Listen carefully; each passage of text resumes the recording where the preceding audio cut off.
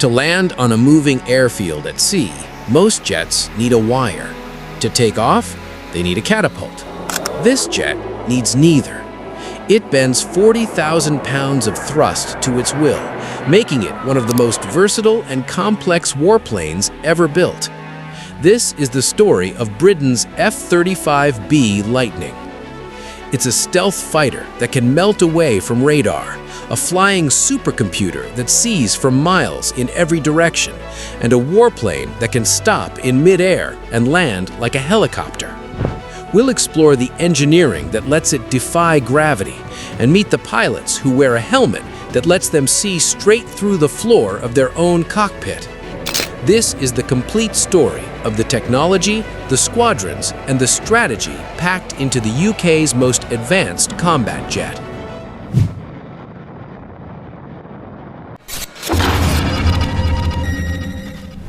The F-35 Lightning isn't just one aircraft. It's a family of three, born from the most ambitious and expensive military project in history, the Joint Strike Fighter program. The idea was to build a single, adaptable jet that could serve air forces, navies, and Marine Corps, replacing a whole fleet of older, specialized planes. You have the F-35A, the conventional runway version for air forces. Then there's the F-35C, with its bigger wings and heavy-duty landing gear built for the brutal catapult launches and arrested landings of massive U.S. Navy carriers. And then you have the F-35B. The B model is the most technologically daring of the three, designed for short takeoff and vertical landing, or STOVL. For the United Kingdom, it was the only real choice. Britain was in on the F-35 program from day one as the only top-tier partner, pouring in billions and helping shape the jet's design for its own unique needs.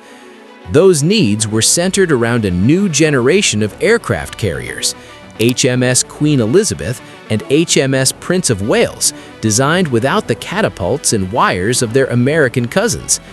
The UK needed a successor to the legendary Harrier, a fighter that could operate from almost anywhere.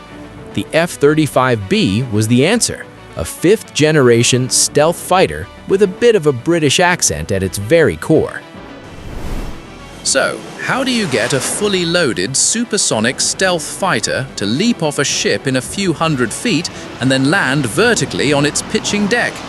The answer is an incredible piece of British engineering, the Rolls-Royce lift system. This system is what turns the F-35B from a normal jet into something extraordinary. It all starts with the monstrous Pratt & Whitney F-135, the most powerful fighter engine ever put into service. But for the B model, that engine is connected to a complex web of hardware designed in the UK. When the pilot transitions to hover, doors flip open just behind the cockpit, revealing the Rolls-Royce LiftFan, a massive counter-rotating fan that blasts nearly 20,000 pounds of cold air straight down, providing lift at the front of the jet. The power to drive it doesn't come from a second engine, that would be far too heavy.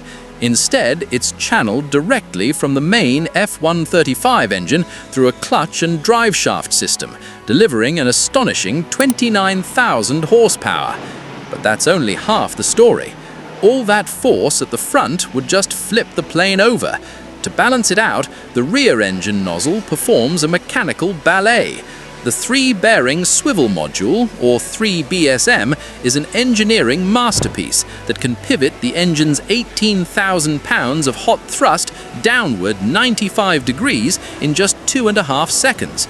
With massive columns of air pushing down at the front and back, the jet can now hover. For fine control, to keep it from wobbling side to side, two roll posts pop out from under the wings, siphoning air from the main engine to provide stability. The lift fan, the swivel module, and the roll posts all work in perfect digital harmony. This system, a direct descendant of the Pegasus engine that powered the Harrier, is what gives the F-35B its defining superpower. It lets the jet fly not just from the UK's carriers, but from rugged forward airstrips where no other supersonic fighter would ever dream of going. Being able to land anywhere is great, but it's useless if you don't survive the fight to get there. That's where the F-35's other defining weapon comes in. It's a flying ghost and a networked brain rolled into one. The F-35 was designed from the ground up to be a low observable, or stealth, aircraft. This isn't just about a special coat of paint. Stealth is about shape. Every angle, every panel, and every edge on the F-35 is designed to scatter radar waves away from the enemy's sensors instead of reflecting them back. To maintain this low radar profile, all its bombs and missiles are carried inside internal weapon space. On an older fighter, weapons hanging off the wings are like giant radar billboards. The F-35 keeps them hidden until the very last second. But being nearly invisible is only part of its power. The jet's real advantage is something called sensor fusion. Older fighters have separate systems, radar, infrared sensors, threat detectors, all on different screens, which the pilot has to mentally piece together in the heat of combat. The F-35 does that work automatically. It uses its powerful AN/APG-81 radar, its electro-optical targeting system, and a revolutionary set of 6 infrared cameras, the Distributed Aperture System, or DAS, mounted around the entire airframe. The jet's computers fuse all that data into one clear, intuitive picture of the battle space. And that picture isn't just on a screen, it's projected directly onto the pilot's helmet visor. The helmet itself costs hundreds of thousands of pounds.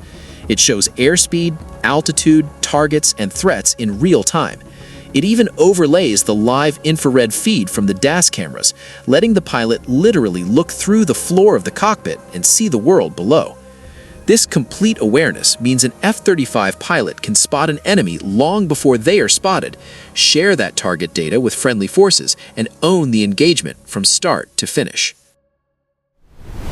A machine this advanced needs a home, and in the UK, that home is RAF Marham in Norfolk, headquarters of the UK Lightning Force. This unique joint setup sees Royal Air Force and Royal Navy pilots and ground crew working and flying side by side, building on the Harrier's long Joint Force legacy. 2 frontline squadrons lead the charge. First is the RAF's legendary No. 617 Squadron, the Dam Busters. Reformed in 2018 to fly the F-35B, the squadron carries a history of precision bombing into the stealth age. Alongside them is 809 Naval Air Squadron, the Immortals, recommissioned in December 2023, the nation's second frontline F-35B unit, and the first badge to the Royal Navy's Fleet Air Arm. Its return after a 41-year absence marked the official comeback of fixed-wing naval aviation for the Royal Navy. Its crest, a phoenix rising from the flames, is the perfect symbol for a squadron reborn to fly the world's most advanced carrier jet. These 2 frontline units, together with the training squadron, No. 207, form the backbone of Britain's 5th-generation Air Force. The joint structure makes the F-35B a true multi-role asset. The jets can surge from RAF Marham for land-based strike missions, but they are carrier jets at heart. The first F-35Bs landed on HMS Queen Elizabeth in 2018, and since then they've become a common sight on both carriers, forming the lethal, stealthy centerpiece of the UK's carrier strike group. The path to full combat readiness has been deliberate and hard-won. After the first jets arrived in the UK in 2018, the Lightning Force quickly proved it could operate far from home. In 2019, jets from 617 Squadron deployed to RAF Akrotiri in Cyprus for Operation Shader, conducting the first operational F-35B sorties as armed reconnaissance flights over Iraq and Syria. The most significant deployment came in 2021 with Carrier Strike Group 21. 8 British F-35Bs, flying alongside 10 from the U.S. Marine Corps, deployed from HMS Queen Elizabeth on a landmark voyage to the Indo-Pacific. 8 jets, 1 carrier, a message to the world. The mission proved the UK could project lethal air power on a truly global scale. In the years that followed, F-35Bs also took on a new NATO role, conducting air policing missions over Poland and Romania to secure the alliance's eastern flank following Russia's invasion of Ukraine. But the F-35B's ultimate validation came in early 2026. Deployed to the Middle East, UK F-35Bs achieved their first ever air-to-air kills. Operating across the region alongside Typhoon FGR-4 fighters and Voyager tankers, the stealth jets intercepted and destroyed Iranian one-way attack drones, logging over 1,200 flight hours during defensive operations. It was the moment the F-35B proved it wasn't just a deterrent or a strike platform. It was a lethal air defense weapon in a complex, contested environment. Britain's stealth jet had crossed from technological promise to combat-proven reality. The F-35B Lightning is more than just a new jet. It represents a fundamental shift in what the United Kingdom can do and where it can do it. Its STOVL capability, pioneered by British industry, gives it unmatched flexibility to fly from land or sea. Its stealth and fused sensors provide a level of awareness and survivability that is generations ahead of anything it replaced. In March 2026, the UK accepted delivery of its 48th and final F-35B, completing its first batch. The next tranche, comprising 12 conventional F-35As and 15 more F-35Bs, is already confirmed, with the F-35A set to restore the RAF's airborne nuclear delivery capability under NATO's nuclear sharing mission. But the F-35B remains the irreplaceable core, the only jet that can lift off a ski jump, vanish from radar, and land vertically on a heaving carrier deck in the North Atlantic. From that carrier deck to the skies above a contested Middle Eastern theater, Britain's stealth jet went precisely where it was built to go. The wire and the catapult, they were never needed. If you found this breakdown useful, subscribe for more deep dives into the machines and strategies shaping modern defense. And drop a comment, which section surprised you most? Thank you for watching.